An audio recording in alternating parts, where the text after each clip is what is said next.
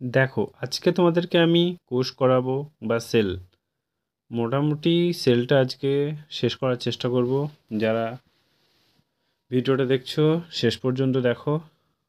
এই যদি ক্লাসটা করতে পারো, আমার মনে হয় তোমাদের নেক্সট টাইম আর কোষ বা সেল পড়া তোমাদের কোনো প্রয়োজন পড়বে না। ঠিক আছে, চলো স্টার্ট করা যাক। দেখো, কোষের সংজ্ঞাটা দেখে নাও। অভেদ্য পর্দা বেষ্টিত প্রোটোপ্লাজম সমন্বিত স্বপ্রজননশীল উদ্ভিদদেহে গঠনগত ও কার্যগত একককেই কোষ বলে, যেমন ডিম। বুঝতে পেরেছ?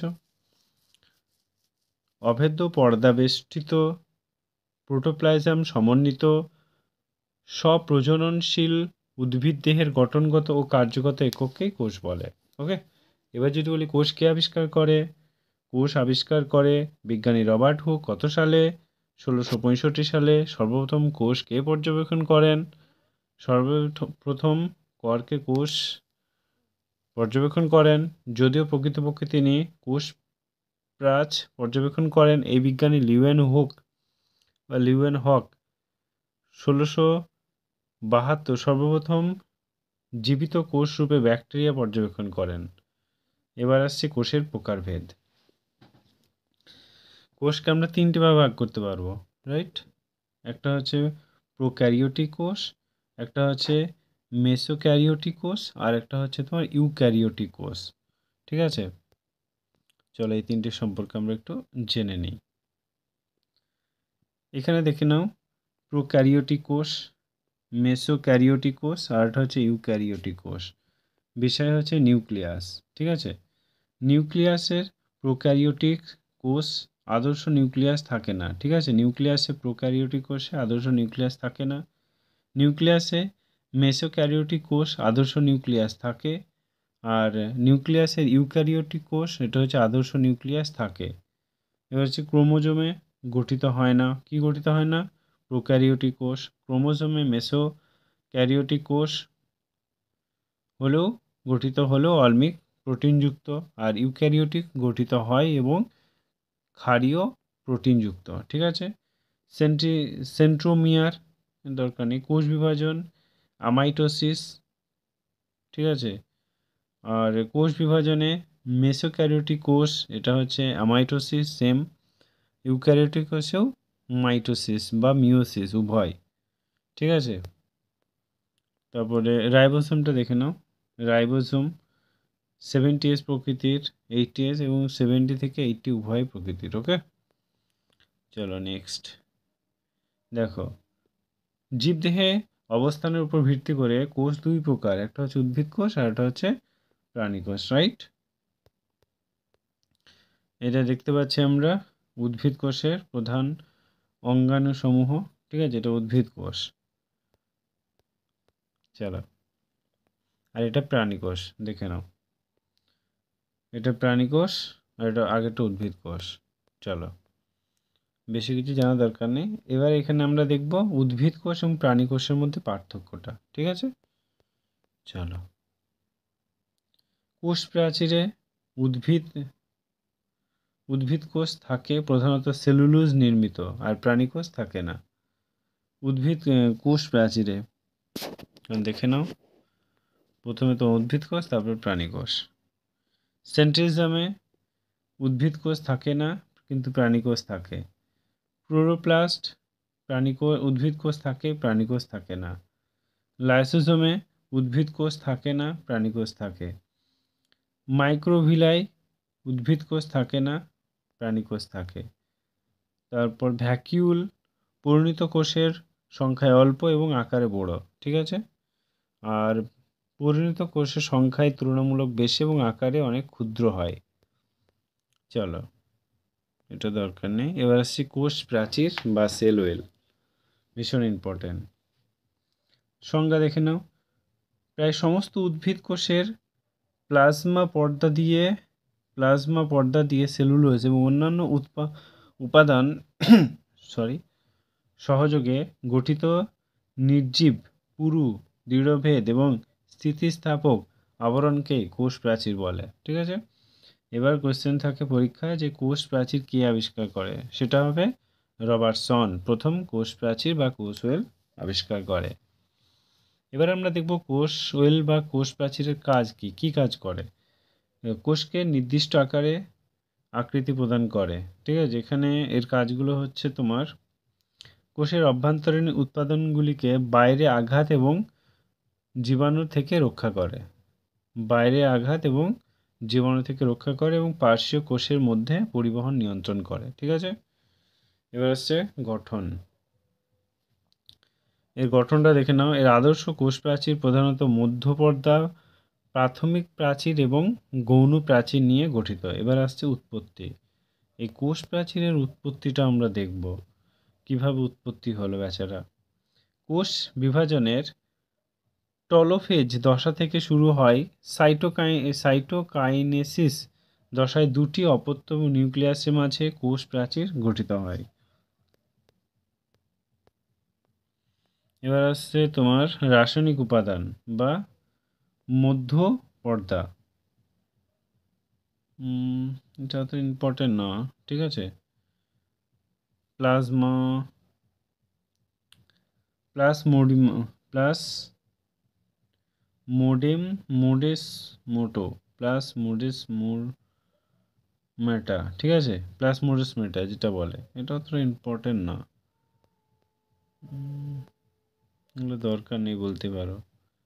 এইটা এইটা এইটা দরকার আছে, কারণ এটা পরীক্ষায় আসে। কে আবিষ্কার করে? বিজ্ঞানী সোয়ান 1838 সালে সর্বপ্রথম কোষ পর্দা আবিষ্কার করে। পরীক্ষায় আসে যে কোষ পর্দা কে আবিষ্কার করে, তখন হবে বিজ্ঞানী সোয়ান 1838 সালে প্রথম কোষ পর্দা আবিষ্কার করে। এর নামকরণ কে করে? বিজ্ঞানী নেগেলি এবং ক্রামার 1855 সেল মেমব্রেন কথাটি প্রবর্তন করেন, ঠিক আছে। চলো,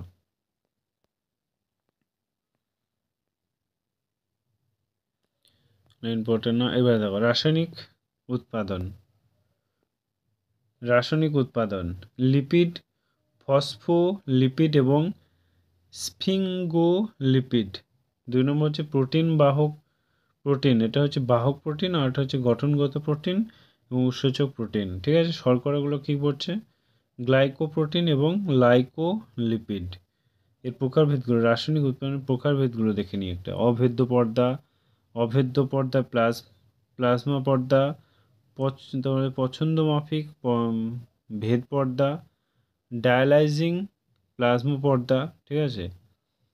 এবার এগুলো সব দেওয়া আছে, যেমন অভেদ্য প্লাজমা পর্দাগুলো কি আছে যদি বলতে পারি, মাছের আংশিক্ত ডিম্বাণুর প্লাজমা পর্দা। তার অভেদ্য প্লাজমা পর্দা মাছের পটকা, এক্সাম্পলও জানলেই হলো।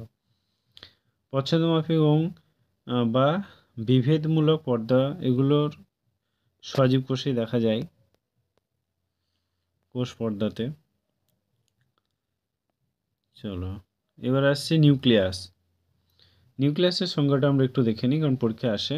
ইউক্যারিওটিক কোষের প্রোটোপ্লাজম সর্বাপেক্ষা ঘন, প্রায় গোলাকার, যে আকার পর্দাবেষ্টিত কোষীয় অঙ্গাণু বংশগত বৈশিষ্ট্য নিয়ন্ত্রণ করে তাকে নিউক্লিয়াস বলে। এবার নিউক্লিয়াস সম্পর্কে আমরা একটু জেনে নিই। নিউক্লিয়াসকে আবিষ্কার করে? নিউক্লিয়াস আবিষ্কার করে বিজ্ঞানী অ্যান্টন ভ্যান লিউয়েনহুক এবং ফন্টানা সর্বপ্রথম নিউক্লিয়াস পর্যবেক্ষণ করে। এবার নামকরণ কে দিয়েছিল? বিজ্ঞানী রবার্ট ব্রাউন 1831 সালে নিউক্লিয়াসের নামকরণ দিয়েছিল। এর গঠন কি? একটি আদর্শ নিউক্লিয়াস 4টি অংশ দিয়ে গঠিত। একটা হচ্ছে নিউক্লিওপ্লাজম, নিউক্লিওলাস, নিউক্লিওজালক এবং ক্রোমাটিন তন্তু। এর কাজগুলো দেখে নাও। নিউক্লিয়াসের কাজ কি? আরএনএ সৃষ্টিকে নিয়ন্ত্রণ করে, এটা পরীক্ষায় আসে, ব্যাস, আর কিছু দরকার নেই। এবার আসছে আমরা মাইটোকন্ড্রিয়ার সংজ্ঞা দেখে নাও, কারণ পরীক্ষায় বহুবার এসছে। সজীব ইউক্যারিওটিক কোষে সাইটোপ্লাজম বিক্ষিপ্তকারে ছড়িয়ে থাকা লিপোপ্রোটিন নির্মিত দ্বিপর্দাযুক্ত যে গোলাকার, ডিম্বাকার ও সূত্রাকার কোষ অঙ্গাণু কোষের প্রয়োজনীয় শক্তি উৎপন্ন করে তাকে মাইটোকন্ড্রিয়া বলে।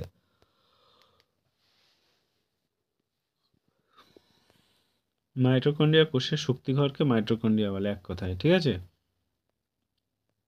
এবার এই মাইটোকন্ড্রিয়াকে আবিষ্কার করে? মাইটোকন্ড্রিয়ার ছবিটা আমরা এক নজরে দেখে নিই। দেখেছো মাইটোকন্ড্রিয়া আবিষ্কার কে করে? এটা হচ্ছে বিজ্ঞানী কলিকার 1880 প্রথম মাইটোকন্ড্রিয়া পর্যবেক্ষণ করে। নামকরণ করে সি বেন্ডা 1897 সালে সর্বপ্রথম মাইটোকন্ড্রিয়া নামকরণ করে। রাসায়নিক প্রকৃতি এগুলো দেখতে এইটা ইম্পর্টেন্ট। আরএনএ এবং ডিএনএ এর সঙ্গে থাকে, হচ্ছে বহুবার এসছে এটা। রাসায়নিক প্রকৃতি ডিএনএ এবং আরএনএ। এবার মাইটোকন্ড্রিয়ার কাজ হচ্ছে এটিপি উৎপন্ন করা। এছাড়া এবার আসছে আমরা প্লাস্টিক, আর দরকার নেই। প্লাস্টিকের সংজ্ঞাটা কি? দ্বি একক পর্দাযুক্ত বিক্ষিপ্তকার উন্নত উদ্ভিদ কোষে সাইটোপ্লাজমে অবস্থিত গোলাকার ডিম্বাকার নলাকার যে কোষীয় অঙ্গাণু সালোকসংশ্লেষ বর্ণ নিয়ন্ত্রণ খাদ্য সঞ্চয় মাইটোকন্ড্রিয়ার অঙ্গরূপে কাজ করে তাকে প্লাস্টিড বলে। এবার প্লাস্টিক কে আবিষ্কার করে? পরীক্ষায় আসে।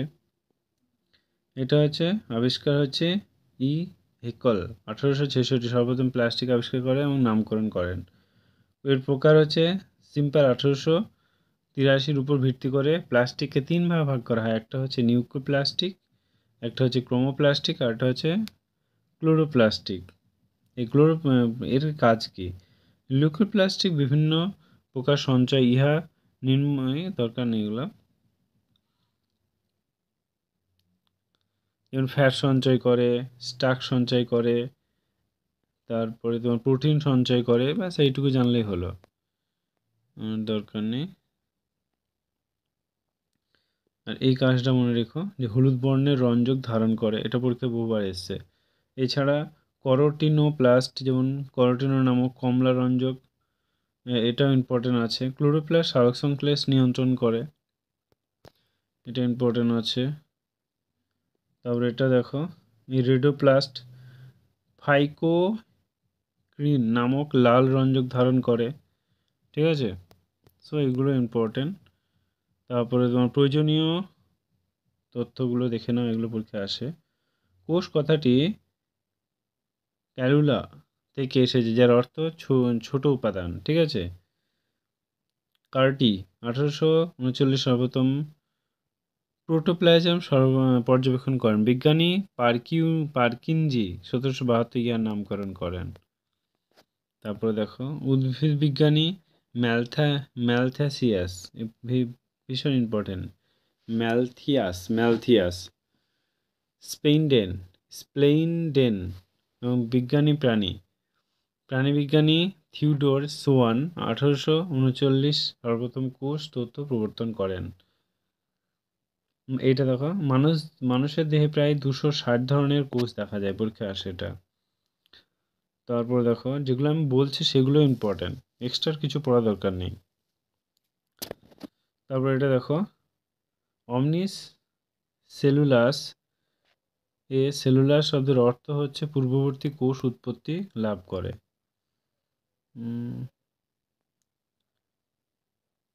এটা ইম্পর্টেন্ট আছে। সেল ডক্টরিন অনুযায়ী কোষ হলো উদ্ভিদ দেহের গঠনগত এবং কার্যগত একক, পরীক্ষায় আসে উদ্ভিদের গঠনগত কার্যগত একক, এটা হচ্ছে সেল ডক্টরিয়ান, পরীক্ষায় আসে বহুবার এসছে। সবচেয়ে ছোট ক্ষুদ্রতম কোষ কোনটা? এটা হচ্ছে, বলো কি হবে? পিউরো নিউমোনিয়া লাইক অর্গানিজম।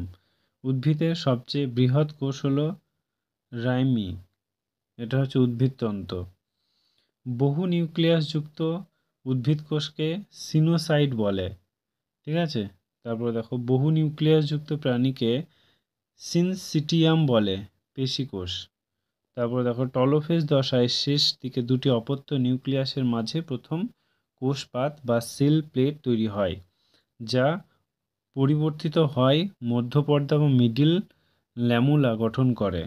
নেক্সট দেখো গৌণ কোষ প্রাচীরে যে সমস্ত গর্ত পরিলক্ষিত হয় তাদের ক্রিপ বা পিট বলে।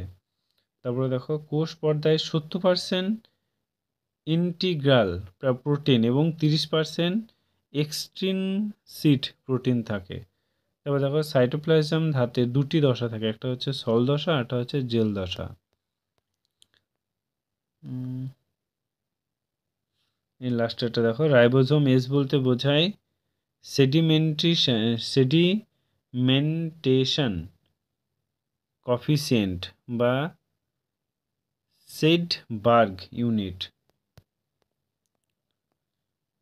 তারপরে দেখো এটা ইম্পর্টেন্ট আছে, মাইটোকন্ড্রিয়া ক্লোরোপ্লাস্ট, নিজস্ব ডিএনএ রাইবোসোম উৎসেচক থাকে। এছাড়া নিউক্লিয়াস ইউক্যারিওটিক কোষের সব থেকে বৃহত্তম কোষীয় অঙ্গাণু, এটা ভীষণ ইম্পর্টেন্ট।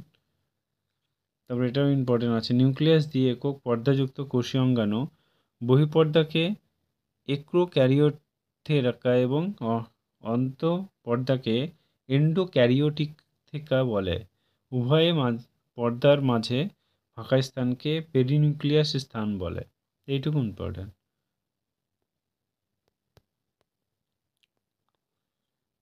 তারপর এটা ইম্পর্টেন্ট আছে, নিউক্লিয়াস আরএনএ প্রোটিন সহযোগ গঠিত। এছাড়া তোমার এটা ইম্পর্টেন্ট, কোষীয় অণুগুলি আণবিক গঠন এক্স রে ক্রাস্টিলোগ্রাফি পদ্ধতি জানা যায়। যেমন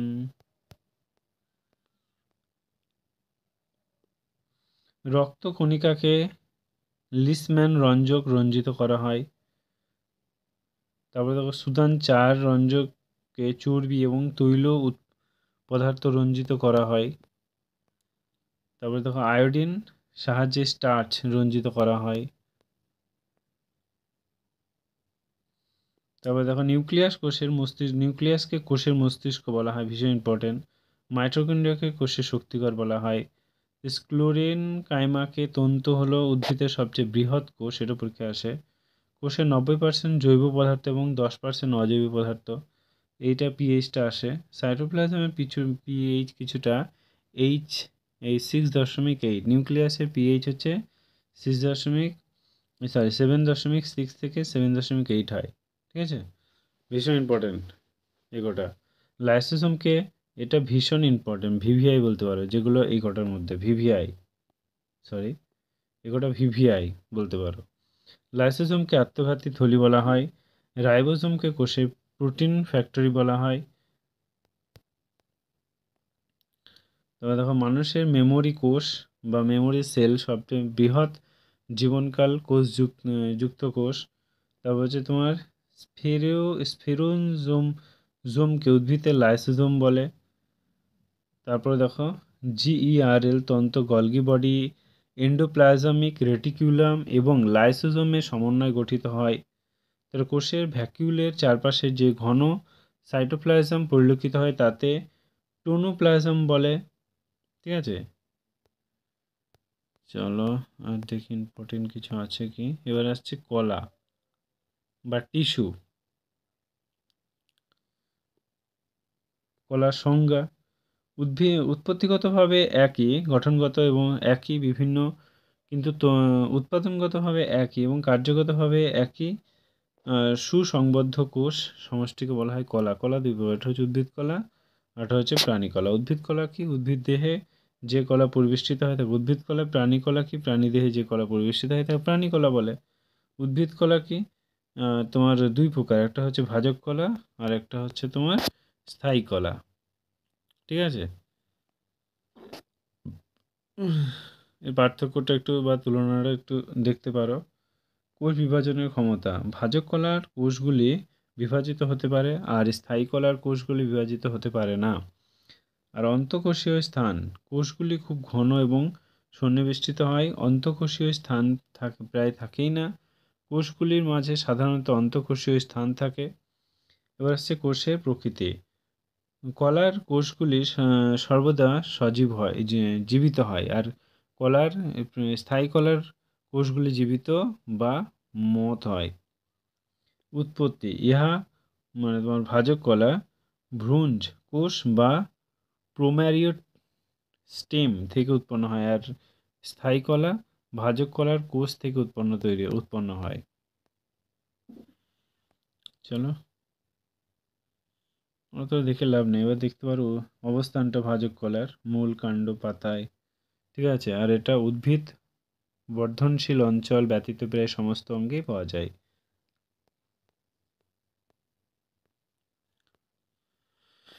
চলো নেক্সট দেখি আর কি আছে। উদ্ভিদ কলা সব পরপর দেওয়া আছে। একটা তোমরা একটু স্টাডি করে নিও, ঠিক আছে? কারণ প্যারেনকাইমা, স্কোলেনকাইমা এগুলো অতটা ইম্পর্টেন্ট না। যেমন হচ্ছে আদি ভাজক কলা, যে ভাজক কলা ভ্রূণজ অবস্থায় পাওয়া যায়। গৌণ কলা প্রাথমিক হলো, দরকার নেই, চলো নেক্সট দেখে। পরীক্ষা এতটা কিছু আসে না।